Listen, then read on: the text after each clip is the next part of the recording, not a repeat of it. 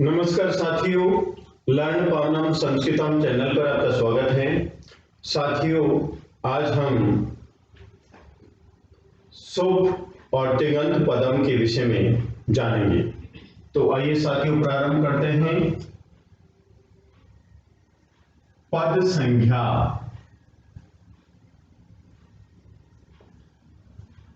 शुभ, शुभ,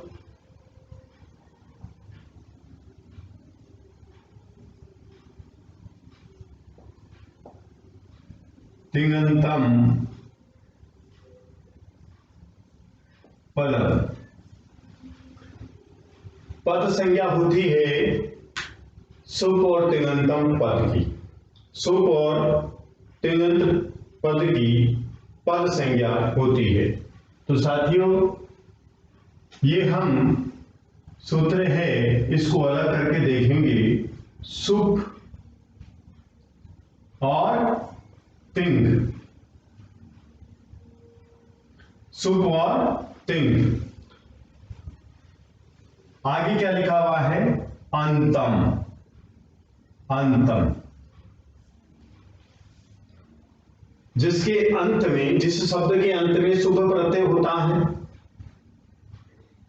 उसकी पद संज्ञा होती है, और जिस धातु के अंत में तिङ प्रत्यय होता है उसकी भी पद संज्ञा होती है। शब्द के अंत में शुभ प्रत्यय होगा और धातु के अंत में तिङ प्रत्यय होंगे। शब्द के अंत में शुभ प्रत्यय होंगे, धातु के अंत में तिङ प्रत्यय होंगे। शुभ प्रत्यय 21 होते हैं और तिङ प्रत्यय 18 होते हैं। 9 प्रत्यय होते हैं परस्मैपद पद के और 9 प्रत्यय होते हैं आत्मनेपदी पद के। तो साथियों देखिए, सुप, धन, अंतम। यहां पर वर्ण विधि के अनुसार पे का वय हो जाता है, तो क्या हुआ? शुभंतम, शुभंतम। क्योंकि वय में ए मिल जाता है तो स्वर युक्त वय बन जाता है, शुभंतम।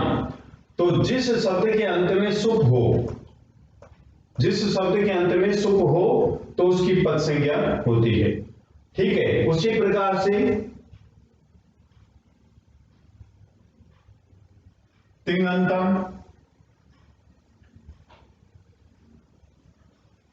तिङन्तम। जिस धातु के अंत में तिङ प्रत्यय हो उसको भी हम पद संज्ञा कहते हैं, उसको भी हम पद संज्ञा कहते हैं। अब कोई भी किसी भी शब्द से पद संज्ञा बनाने के लिए हमें उस शब्द के अंत में शुभ प्रत्यय जोड़ना होगा, और किसी भी धातु को पद बनाने के लिए उसके अंत में तिङ प्रत्यय जोड़ने होंगे, तो वह धातु शब्द बनती है। तो आइए जानते हैं शुभ प्रत्यय कितने होते हैं। यहां लिखता हूं साथियों, एक वचन, एक वचन, ये द्विवचन और ये बहुवचन। ठीक है, थोड़ा दूर लिखता हूं जिससे समझने में सरलता रहेगी। एक वचन, ठीक है। यहां पर विभक्ति प्रथमा, द्वितीया, तृतीया, चतुर्थी, पंचमी, षष्ठी और सप्तमी।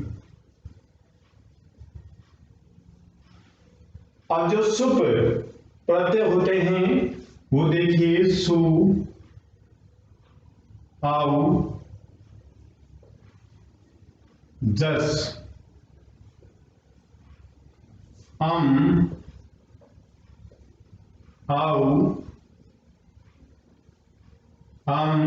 आउट, शस, टा, भ्याम, टा, भ्याम, भिस, गे, भ्याम, भ्यस, घसी, भ्याम, भ्यस, और नेक्स्ट गस, ओस, आम, ओश, आम, गी, ओस, सुप, ओस, सुप। ये साथियों कितने प्रत्यय हैं? 21 प्रत्यय हैं। विभक्तियां कितनी? 7। 1 2 3 4 5 6 7। 7 दिया 21, प्रत्येक लाइन में 7 7, तो 7 3 जा 21 हो गए। तो देखिए यहां पर जो सु है, यहां पर इत संज्ञा किसकी होगी साथियों? उ की इत संज्ञा होगी। शो में ऊ की इत संज्ञा होगी और जस में जे की इत संज्ञा होगी। जे की इत संज्ञा होगी। आउट, शस, यहां आउट में टे की इत संज्ञा होगी, शस में शे की इत संज्ञा होगी। शस में शे की इत संज्ञा होगी। ठीक है। नेक्स्ट है टा। टा में टे की इत संज्ञा होगी। टा में टे की इत संज्ञा होगी। नेक्स्ट भ्याम, भिस, फिर गे में गे की इत संज्ञा होगी। भ्याम, भ्यस, घसी में गे और ई की इत संज्ञा होगी। गस में गे की इत संज्ञा होगी। गे में गे की इत संज्ञा होगी और सुप में पे की इत संज्ञा होगी। अब इसको सुबंत क्यों बोलते हैं? पहला वर्ण यहां सु और अंतिम वर्ण ये पे।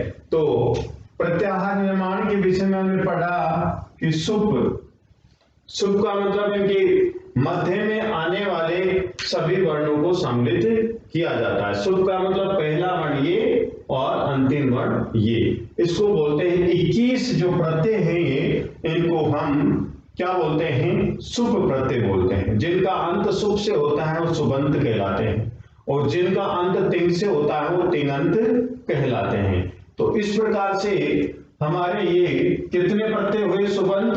21 प्रत्यय हुए। सु आउ जस, आउट सस, टा भ्याम भिस, गे भ्याम भ्यस, घसी भ्याम भ्यस, गस औस आम, गी औस शो। और यहां पर सु का उ इत संज्ञा, टा टे की संज्ञा, गे में गे की संज्ञा, घसी में गे और ई की संज्ञा, गस में गे की संज्ञा और गी में गे की संज्ञा और जस में जे की संज्ञा, सस में शे की संज्ञा और यहां पर सुप में पे की इत संज्ञा। ठीक है साथियों, इस प्रकार से शब्द के अंत में हम जिन प्रत्ययों को जोड़ते हैं वे प्रत्यय ये हैं और शब्द के अंत में जिन प्रत्ययों को जोड़ करके हम पद बनाते हैं। शब्द से पद किन प्रत्ययों से बनाया जाता है? तो शब्द से जो पद बनाया जाता है वे प्रत्यय हैं सुप प्रत्यय। वे सुप प्रत्यय कहलाते हैं। अब आगे साथियों हम तिंगंत प्रत्यय के विषय में जानते हैं, जिनके अंत में तिंग जोड़ करके हम शब्द बनाते हैं, उनके विषय में हम जानते हैं। तो साथियों 9 प्रत्यय तो होते हैं परस्मैपद पद के और 9 प्रत्यय होते हैं आत्मनेपद पद के। इस प्रकार तिंगंत प्रत्यय होते हैं 18 और धातु के अंत में जोड़ करके हम शब्द बनाते हैं, धातु के अंत में जोड़ करके पद बनाते हैं, शब्द नहीं पद बनाते हैं। ठीक है साथियों, अब आइए द्विवचन, द्विवचन। ठीक है, हम बात करते हैं यहां पर तिङंत प्रत्यय की। किसकी बात करते हैं? तिङंत। शुभ और तिंग की कौन सी संज्ञा होती है? पद संज्ञा होती है। हम यहां पर बात कर रहे हैं तिङंत प्रत्यय की। तिङंत प्रत्यय कितने हैं उनके विषय में बात करते हैं। तिङंत प्रत्यय साथियों 18 होते हैं, 18 होते हैं। सबसे पहले हम बात करते हैं परस्मैई पद की। परस्मैई पद यहां पर लिखा हूं साथियों पुरुष। पुरुष में प्रथम, मध्यम, उत्तम। प्रत्यय है तिप तस झी। तिप तस झी। सिप थस थे। मिप वस मस। इनमें कितने प्रत्यय हो गए? 3 3 6 3 9 प्रत्यय हो गए। धातु के अंत में ये जोड़ करके हम पद बनाते हैं। धातु के अंत में ये प्रत्यय जोड़ करके हम पद बनाते हैं। यहां पर साथियों, यहां पर पै है, इसकी संज्ञा होती है, यहां पर पै की संज्ञा होती है और यहां पर भी पै की संज्ञा होती है, और यहां साथियों झे की संज्ञा होती है। ये हमें ध्यान रखना है, ये हमें ध्यान रखना है। पूछ लिया जाता है कि झी, जो झी तिङंत प्रत्यय है, इसमें इत संज्ञा किसकी होती है? तो इत संज्ञा यहां पर झे की होती है, झे की इत संज्ञा होती है। नेक्स्ट साथियों मैं लिखता हूं आत्मनेपदी। आत्मनेपद। आत्मनेपद, अब देखो परस्मैई पद के 9 प्रत्यय और आत्मनेपद के 9 प्रत्यय, कुल मिलाकर के तिङंत प्रत्यय कितने होते हैं? 18। तिङंत प्रत्यय की संख्या 18, परस्मैई पद की 9, आत्मनेपद की 9 प्रत्यय होते हैं। ठीक है, तो देखिए साथियों, पुरुष है प्रथम, मध्यम और उत्तम। प्रथम पुरुष, प्रथम पुरुष का एक वचन का प्रत्यय है ते, ते। नेक्स्ट आताम, आताम। नेक्स्ट है झे, ते आताम झे। फिर थास आथाम ध्वम, थास आथाम ध्वम, ध्वम। इट वही वहिन, इट वहिन महिन, इट वहिन और महिन। यहां पर साथियों इट में टे की संज्ञा होती है, और वहिन में ङै की संज्ञा होती है, और महिन में ङै की संज्ञा होती है। यहां पर झे में झे की संज्ञा होती है। इस प्रकार ये 9 प्रत्यय ये हैं। 9 प्रत्यय आत्मनेपद के और 9 प्रत्यय परस्मैई पद के होते हैं। तो इनमें जो इत संज्ञा होती है वो ब्रैकेट में लिख दी गई है। अब नेक्स्ट साथियों जानते हैं हम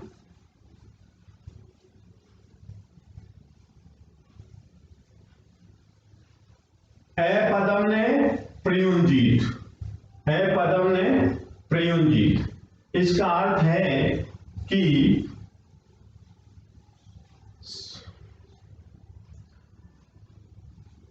पद बनाए बिना वाक्य में प्रयोग नहीं करना चाहिए। चाहे कोई भी शब्द हो, पद बनाए बिना वाक्य में प्रयोग नहीं करना चाहिए। और इस बात का हम ध्यान रखते हैं तो व्याकरण में अशुद्धियां कम होती हैं। अपदम ने प्रयुंजीत का मतलब होता है, अपदम ने प्रयुंजीत का मतलब होता है पद बनाए बिना पद के प्रयुंजीत प्रयोग नहीं करना चाहिए, बिना पद के प्रयोग नहीं करना चाहिए। देखिए जो शब्द होते हैं उनके अंत में क्या जोड़ते हैं, सुप प्रत्यय जोड़ते हैं, सुप प्रत्यय। इनकी सुप प्रत्ययों की संख्या कितनी होती है, 21। तो पद के अंत में, शब्द के अंत में सुप प्रत्यय जोड़ते हैं, पद नहीं शब्द के अंत में सुप प्रत्यय जोड़ते हैं। जैसे ही शब्द के अंत में सुप प्रत्यय जोड़ेंगे तो वह पद बन जाता है और उस पद को हम वाक्यों में प्रयोग कर सकते हैं। उसी प्रकार धातु के अंत में तिंग प्रत्यय जोड़ते हैं, तिंग प्रत्यय जोड़ते हैं। धातु के अंत में तिंग प्रत्यय जोड़ करके हम पद बना सकते हैं और उनको वाक्य में प्रयोग किया जा सकता है। इनकी संख्या होती है साथियों 18। कैसे, परस्मयी पद जो होता है, परस्मयी पद इनके प्रत्ययों की संख्या होती है 9 और आत्मनेय पद की प्रत्ययों की संख्या भी होती है 9। इस प्रकार से 18 प्रत्यय होते हैं। कितने होते हैं साथियों, 18 प्रत्यय। एक बार फिर, शब्द के अंत में शुभ प्रत्यय जोड़ करके पद बनाया जाता है और शुभ प्रत्ययों की संख्या होती है 21, ठीक है। और धातु के अंत में तिंग प्रत्यय जोड़ करके पद बनाया जाता है, इनकी संख्या होती है 18। परस्मय पद के 9, आत्मनेय पद के 9, इस प्रकार 18 प्रत्यय होते हैं।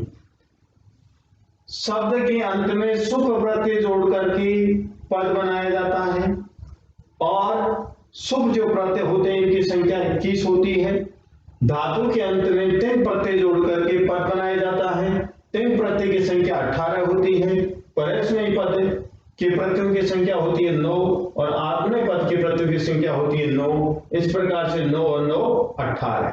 तो अपदम ने प्रयुंजीत पद बनाए बिना हमें प्रयोग नहीं करना चाहिए, चाहे वह कोई भी शब्द हो। पद बनाने के बाद ही हम प्रयोग करते हैं तो व्याकरण में किसी भी प्रकार की कोई अशुद्धि नहीं होती है। तो साथियों, यदि आपको ये वीडियो पसंद आया तो आप लाइक कीजिए, शेयर कीजिए, कमेंट कीजिए, सब्सक्राइब कीजिए। धन्यवाद।